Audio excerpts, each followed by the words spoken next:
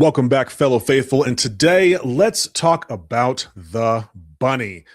Easter is a celebration of the resurrection of Jesus Christ, the cultural event of the Christian faith. Yet, culturally, Easter is often defined by this fictional little rabbit delivering candy and eggs. You have kind of two different reactions whenever you're challenged on the Easter bunny itself. It's either it's harmless, it's just for the kids, don't take it too seriously, why are you worried about it? Or on the other side of the camp, it's pagan, Christians shouldn't touch it, it is evil. Now, both sides are making claims, but it doesn't mean that claims are equal across the board. Having passion for a topic doesn't mean that your stance is automatically correct.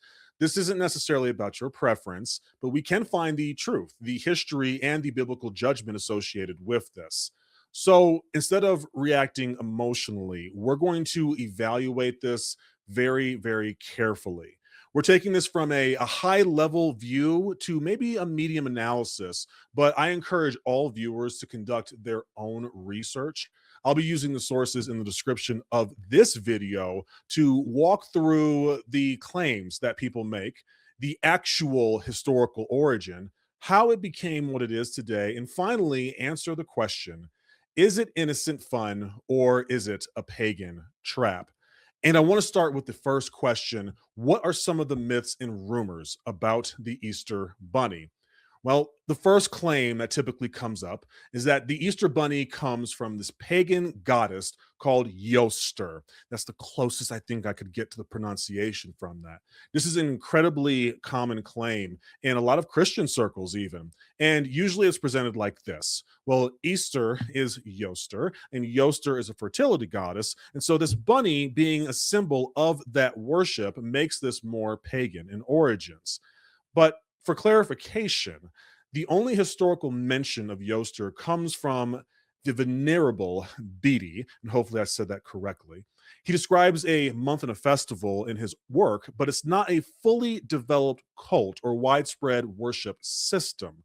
More importantly, Bede never mentions a rabbit, a hare, an egg tradition connected to Yaster. And so most modern scholars have noted that there's no direct historical line between Yaster and the Easter Bunny. So you have to come to the conclusion that this connection is nothing more than speculation. We have nothing historically documented to support it. And often this is incredibly overstated when it comes to modern arguments. So, okay, fine. That's the first claim. What about the second one? That Easter comes from Ishtar. This is widely like the gotcha moment online. You'll see it in Reddit conversations. People are patting themselves on the back because they think this is the claim that completely disproves Easter. So let's talk about it. Ishtar is a Babylonian goddess. Now, linguistically speaking, though they sound very similar, Easter is from Old English, more Germanic roots, as opposed to Ishtar comes from Akkadian, which is a Mesopotamian language. It's also, by the way, Akkadians, the rock, Akkadian. If you actually know the reference, by the way, put it in the comment section. These are completely unrelated languages. Scholars wholeheartedly reject this connection as just false etymology based on surface level similarity, but no actual evidence. So the conclusion for this claim is that Easter and Ishtar, again, historically inaccurate and not supported by linguistics or any scholarly evidence. Sorry about that, Ishtar. So, how about the last claim that we have? The rabbit itself. Rabbits are this pagan fertility symbol. Therefore, the bunny for Easter is pagan.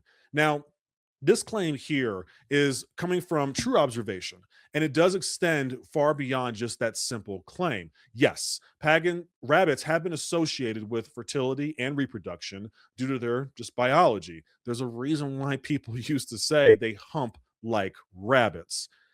It is a natural symbolic association.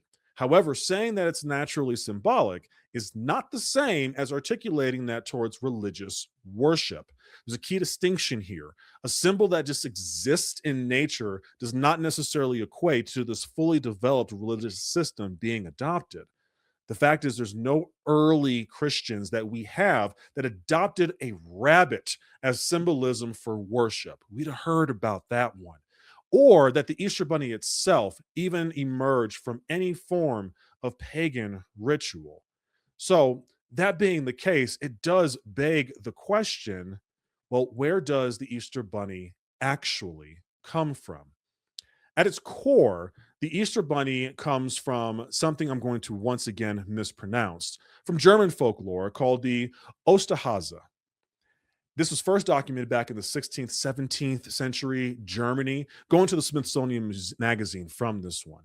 Now, what the Osterhase did was it basically evaluated children's behavior and it delivered eggs to well behaved children.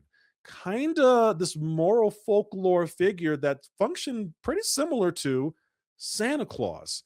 Even in folklore, somehow these two holidays are connected. So, how did it get over here to America? Well, immigration, right? The German immigrants back in the 1700s brought that tradition to Pennsylvania where they first landed. And then the children there started creating nests for the hares, which later became your baskets for Easter. I actually really planned on doing a separate video just because of Easter baskets, but there you go. There's the answer for it. So when we look at this, we learn that the Easter Bunny itself is no, not biblical. It's not early Christian, but it is also not pagan worship derived. What it actually is a post Reformation European folk tradition, which once again leads us to our next question. How do we celebrate with the Easter Bunny today? So, if we look at the United States, it's not too hard to answer that question. Most children know the Easter Bunny. We see this bunny that goes around as a gift giver, and a big centerpiece around the children's experience can be Easter egg hunts, chocolate bunnies, the baskets that we talked about before. You have candy distribution to a level that's almost rivaling Halloween, except for we know better around it. We saw in the 19th and 20th century the rise of mass production, the rise of advertising, and candy companies adopted Easter as if it was the most beautiful child in the orphanage.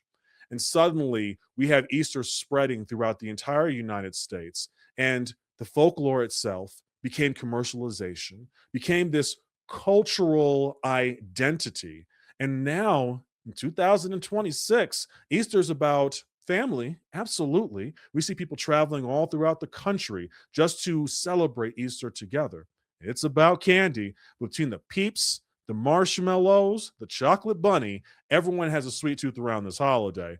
And yes, the tradition associated with the Easter bunny. Are we having our Easter egg hunts? Even the church oftentimes puts events similar to the Easter egg hunts themselves. And instead of focusing on all of those things, we should be focusing on Christ. So the issue itself is not the origin, it's the emphasis, which brings us to the real question.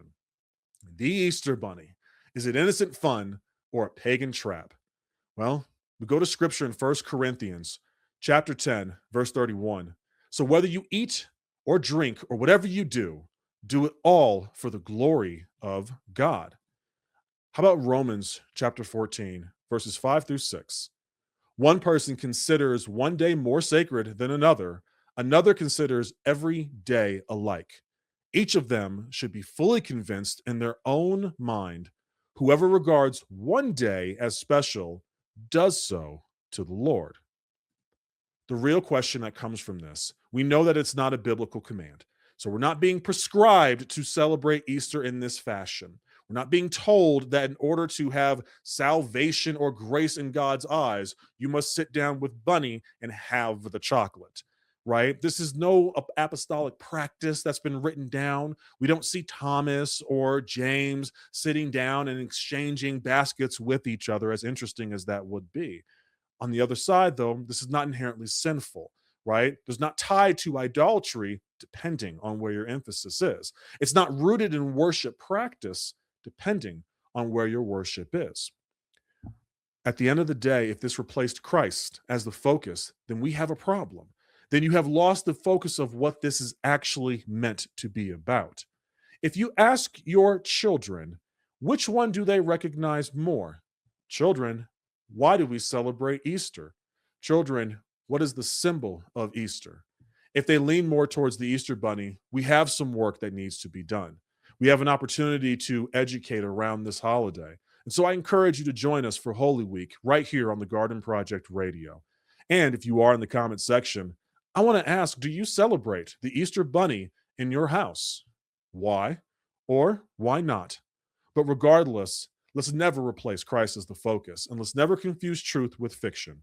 Let's make sure we're training our children towards tradition with meaning.